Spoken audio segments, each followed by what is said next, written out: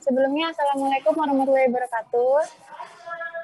Waalaikumsalam warahmatullahi wabarakatuh. Halo adik-adik, kenalin nama aku Haliza Fadilakus dari angkatan 2019 di SMA Unila. Dulu aku di SMA Al-Kausar angkatan 24. Nah, dulu di SMA Al-Kausar aku kelas 10-nya tuh masuk kelas 10 unggul pendamping ya. Nah, terus pas kelas 11-nya aku degradasi naik ke unggul utama yang IPA 1. Nah, dulu pas aku di kelas 10, aku tuh ngikutin ikutin EIC, terus juga aku ngikutin OSIS. Nah, terus itu juga, dulu aku emang sering ikut lomba gitu sih, cuman kalau kelas 10 itu kayak lomba-lomba TIK juga aku ikutin, kayak award kayak gitu tuh aku ikutin. Nah, terus itu juga dulu juga aku ikut Olimpiade astronomi, cuman masih belum beruntung di Olimpiade astronominya. Nah, pas kelas 11 aku tuh coba-coba ikutin kayak namanya PIC, aku tuh di bagian newscasting. Nah, dulu aku di bagian newscasting itu tuh pertama kali aku ikut lomba, itu tuh aku langsung dapet juara 2 gitu tingkat provinsi. Nah, dari situ tuh aku kayak masih semangat gitu ngikutin lomba EIC yang newscasting ini. Nah, terus itu juga aku juga sering ngikutin lomba newscasting terus kan. Terus yang ada lomba Lovecom nih newscasting. Nah, di Lovecom itu tuh dia tuh tingkat Sumatera bagian selatan, jadi se-Sumbaksel. Nah, di Sumbaksel itu aku dapet juara 2. Nah, terus itu juga aku ikut lomba EIC bahasa Inggris ini nih, aku udah 3 kali. Alhamdulillah 3-3-nya dapet semua. Nah, terus untuk lomba lagi aku juga ngikutin karya tulis ilmiah. Nah, dulu aku karya tulis ilmiah itu tuh sampai nasional di UGM. Nah, alhamdulillahnya aku di UGM itu tuh dapat juara lagi sih, juara ketiga nasional. Nah, dulu aku pas SNMPTN aku tuh masukin piagam LKTI itu yang dari UGM. Terus itu juga masukin piagam Lovecom yang lomba newscasting, dan aku masukin piagam newscasting semua sih rata-rata. Cuman dulu dari semester 1 itu aku kan di kelas unggul pendamping. Nah, dari kelas unggul pendamping itu aku dapat peringkat 1 kan di unggul pendamping, dan alhamdulillah dapat juara umum juga, juara umum 3 di kelas 10 itu. Terus pas kelas kedua aku pindah ke unggul utama itu kan, aku pindah ke unggul itu, aku dapat peringkat 2 juga di sana, terus dapat juara umum 2 juga. Nah, pokoknya aku waktu itu diterima di Fakultas Kedokteran SNMPTN itu rata-rata rapor aku 91,2 kalau nggak salah. Nah, terus aku ngejalanin di FK Unila itu pertama gimana ya rasanya? Kan dulu kan kalau kita dari AK kan juga banyak tuh ya tugas-tugas, terus kayak ngerasain banyak ya tugas di SMA. Cuman pas udah kuliah tuh kayak ternyata tugas di SMA ini kayak gak seberapa gitu. Terus tuh kayak ada sih kayak culture shocknya, kayak kita tuh dulu aku SMA jujur aja aku orangnya yang gak terlalu sering begadang banget sampai kayak jam 2, jam berapa. Cuman aku tuh dulu emang sering les gitu. Jadi setiap hari aku les dari Senin sampai hari Sabtu tuh aku les. Terus itu juga aku tuh sering les private gitu. Jadi biasanya aku manggil guru juga kayak private ke rumah. Terus kalau misalnya di bimbel AK aku biasanya aku lesnya sendiri kayak private juga sama guru-guru yang di AK itu. Nah, itu juga kalau di kuliahan ini nih sebenarnya materinya itu kalau misalnya masih semester awal masih kayak kita masih bisa lah ya ngikutin, kayak masih pelajaran biologinya. Cuman sebenarnya aku nih bukan basic banget di biologi. Aku tuh dari dulu basicnya tuh kayak di MTK ataupun fisika. Cuman pas udah kesini-sini emang pertama ngerasa agak keteteran gitu sih, kayak sekarang udah belajar biologi banget nih, harus ngapal terus gitu kan. Cuman alhamdulillah aja ternyata kalau udah dijalanin ya insya Allah bisa-bisa aja sih. Dan kemarin IPK aku untuk semester 2 ini semuanya tuh 3,61 alhamdulillahnya. Terus kemarin sih aku tuh nyoba-nyoba juga kan beasiswa, tapi belum beruntung tuh di beasiswa YBM BRI. Nah, sekarang aku mau nyoba beasiswa lagi sih, ada yang namanya beasiswa unggulan. Nah, itu tuh dia tuh biasanya pembukaannya itu ada 2 batch gitu. Yang pertama itu saat kita baru masuk gitu pas kita semester 1. Yang kedua biasanya saat kita semester 2. Cuman pada tahun ini tuh karena ada pandemi, jadi beasiswa batch keduanya tuh ditiadain, jadi diganti ke sekarang keunggulannya. Kira-kira di sini yang mau masuk kedokteran siapa aja ya? Aku boleh kenalan nggak? Saya kak. Banyak Saya kak. Ya. Aku. Siapa nih? Dia namanya siapa ya? Azizah.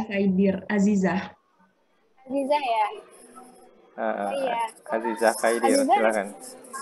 Azizah kira-kira mau masuk FK mana tuh? Pengen Unila juga sih. Pengen Unila juga ya? Nah iya, jadi kalau di Unila ini dia kan prodi barunya ada juga tuh farmasi. Jadi FK Unila ini udah punya 2 prodi. Yang pertama itu pendidikan dokter, yang kedua itu ada farmasi juga. Nah terus kalau yang di pendidikan dokter ini nih, kita tuh kalau misalnya paling cepat dia itu 7 semester. Nah 7 semester itu tuh kira-kira 3,5 tahun lah ya. Nah sekarang juga sistemnya sistem blok. Cuman kemarin ada peraturan gitu kalau misalnya pakai sistem SKS. Dan alhamdulillahnya kayaknya banyak yang nggak setuju gitu, Sir, kalau misalnya pakai sistem SKS. Soalnya kan kalau sistem SKS, kalau misalnya IP-nya 3, baru bisa ngambil full gitu kan, Sir. Jadi kayak ternyata banyak yang nggak setuju juga kalau pakai sistem SKS, karena ternyata masih banyak Sir, kayak yang nilainya masih kecil, masih kayak gitu tuh. Jadi sekarang dikembaliin lagi ke sistem blok kalau di FK Unila. Pak, sistem blok, sistem SKS itu apa? Nah, jadi kalau sistem blok itu namanya kita kayak sistem paket. Jadi kita tuh udah ditentuin kayak kita tuh materinya misalnya blok pertama itu tuh ada biomedical science. Itu tuh kayak masih kita awal gitu lah. Masih ada sintesis protein, masih ada reproduksi. Pokoknya masih umum kayak gitu. Nah, jadi kalau misalnya perbedaan sama SKS, kalau SKS itu tuh dia tuh nggak paket, jadi kita tuh bisa milih gitu, kita mau ngambil blok yang mana.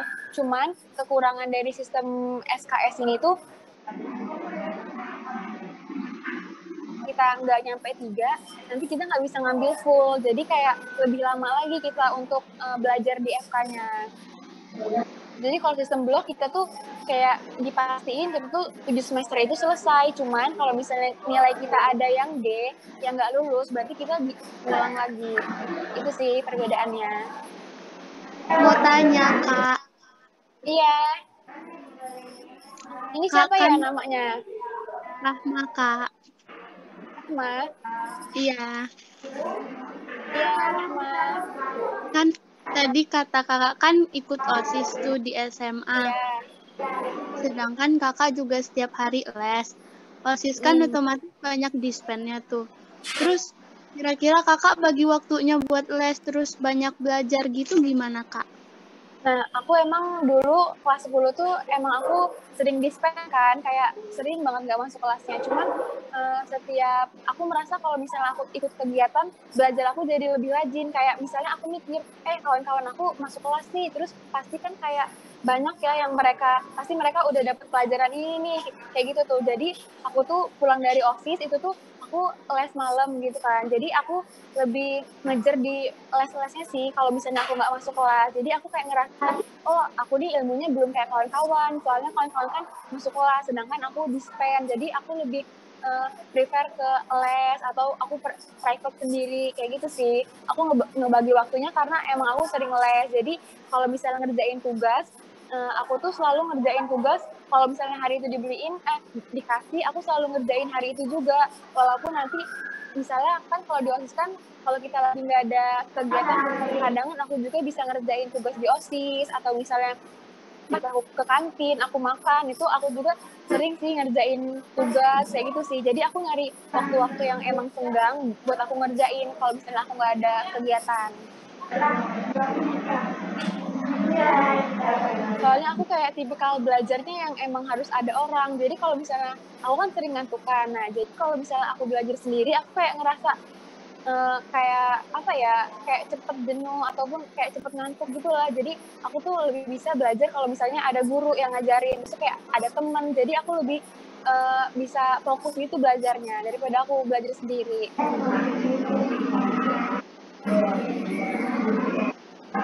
Jadi aku siasatinya dengan banyak-banyak les gitu sih kalau misalnya aku ikut OSIS. Ya walaupun emang lebih capek ya, kayak 2 kali lebih capek gitu sih. Kita udah sekolah juga, terus itu juga udah ngerjain tugas, terus lesnya nambah-nambah lagi. Cuman karena emang aku pribadi kayak lebih suka banyak kegiatan gitu, biar apa ya, lebih semangat aja sih menurut aku. Ngerjain tugasnya kayak lebih semangat, kayak misalnya aku tuh selalu mikir kayak, ih tadi kan mereka masuk tuh, jadi mereka kayaknya udah ngerjain tugas deh, walaupun aku nggak tahu ya apa mereka udah ngerjain atau belum, cuman aku pasti mikirnya kayak, ih pasti mereka tugasnya udah pada selesai ini, jadi aku lebih nambah semangat gitu kalau misalnya aku ikut kegiatan juga. Kadang kan kalau aku nggak ikut kegiatan itu kayak ngerasa, ih nanti dulu lah, kayaknya masih banyak waktunya. Kalau sedangkan kalau ikut kegiatan aku kayak nyadar aja kalau waktu aku emang udah nggak banyak. Gitu sih. Nanya Kak. Iya. Kak, masuk kedokteran itu habis berapa uangnya? Oh, kalau aku dari SNMPTN sendiri itu nggak ada biaya pembangunan, jadi cuman kita bayar UKT aja. UKT itu rentangannya dari 0 sampai 17,5. Jadi kalau misalnya orang tua kalian PNS, itu tuh biasanya kita tuh dapat biaya yang paling tinggi, 17,5. Kayak gitu. Tapi kalau misalnya yang bayar itu tuh biasanya yang mandiri. Kan ada 3 jalur tuh. Yang pertama SNMPTN atau yang undangan dari sekolah. Yang kedua itu yang kita tes tertulis, yang SBMPTN. Dan yang terakhir ada yang namanya jalur mandiri. Nah, di jalur mandiri itu yang biasanya ada uang pangkalnya, namanya uang SPI, uang pembangunannya untuk universitas. Dulu aku bukan dari orang Bandar Lampung asli, jadi aku tuh dulu dari Kota Agung, jadi aku dari anak daerah lah ya. Nah, terus juga aku tuh pertama kali masuk AKAD juga kayak, aduh takut nih, kayaknya di Bandar Lampung orangnya kan pinter kayak mana, takut nggak bisa ngimbanginnya, kayak pasti udah pada belajar ini, pasti kalau misalnya aku dari daerah kan materinya juga beda, kayaknya takut gimana gitu. Cuman alhamdulillahnya kalau misalnya kita ngejalanin dengan benar-benar, akhirnya bisa juga kita nyamain dengan orang-orang yang udah dari sini. Jadi buat kalian yang ada dari anak-anak daerah, tetap semangat. Kak, kalau di FK Unila itu apa minimal nilai rata-ratanya berapa ya? Minimal, kalau misalnya mau daftar apa nih? Kalau di FK Unila sih nggak ada minimal kayak gitu ya, cuman kayak kan biasanya kalau SNMPTN itu ada kuota dari sekolah gitu, jadi misalnya kalau nilai kita tertinggi 3 dari sekolah itu tuh kayak insya Allah aja bisa masuk. Yang penting biasanya tuh dari tahun aku yang masuk ke jalur undangan itu yang rata-rata rapornya 92, 91, sama 88 untuk rata-rata rapornya. Tapi kalau untuk yang SBMPTN itu tuh kalau tahun kemarin itu minimal 650 nilainya rata-rata SBMPTN-nya. Ya, jadi ada. Kalau yang barengan kakak itu masuknya sama kayak kakak atau dia milih yang lain? Gimana? Yang barengan yang barengan aku yang gimana ya? Yang SNMPTN-nya banyak. Iya. Kalau misalnya itu kan jalur masuk aja. Terus kalau misalnya udah kita di perkuliahannya, belajarnya tetap bareng-bareng. Kayak soalnya kalau di Unila kita tuh belajarnya, angkatan aku ada 150 orang. Nah, itu dalam satu kelas belajarnya sebanyak itu. Jadi, walaupun kita masuk jalur mandiri, jalur SBM, kita tetap belajarnya sama dan dapat perlakuannya yang sama. Cuman beda di jalur masuk aja. Sama bayar SPP-nya yang jelas ya, Kak? Iya, beda juga. Oke, ada yang lain ditanyakan? Iya, Bintang. Iya. Kalau misalnya masuk di kedokteran gitu, pas di pembelajaran nanti tuh lebih difokusin kayak di biologinya gitu ya, Kak? Iya, kalau kita udah masuk ke kedokterannya itu maksudnya kayak pelajaran lain tuh masih terus belajar atau? Ya, Kalau pelajaran umum kayak bahasa Indonesia, bahasa Inggris, Pancasila, kenegaraan, terus tuh agama Islam, itu tetap kita pelajari. Cuman kalau kayak fisika, kimia, MTK itu jarang. Cuman paling ada beberapa lah, kayak kalau kimia itu tuh kayak kita kan ada menghitung mol, kayak kalau kayak gitu tuh masih masuk. Cuman dia nggak sering, kayak cuman di pembelajaran awal. Kalau udah pembelajaran seterusnya itu benar-benar kayak biologi gitu, kayak kita pelajarin tentang penyakit, terus tuh tentang anggota tubuh, tentang kayak gitu aja. Jadi dia kalau pelajaran kimia, fisika, yang lain-lain itu nggak terlalu ada di pelajaran kedokteran kalau seterusnya. Kak, tapi kalau misalnya nih kita masuk pendaftarannya lewat yang SBMPTN kan tes tuh.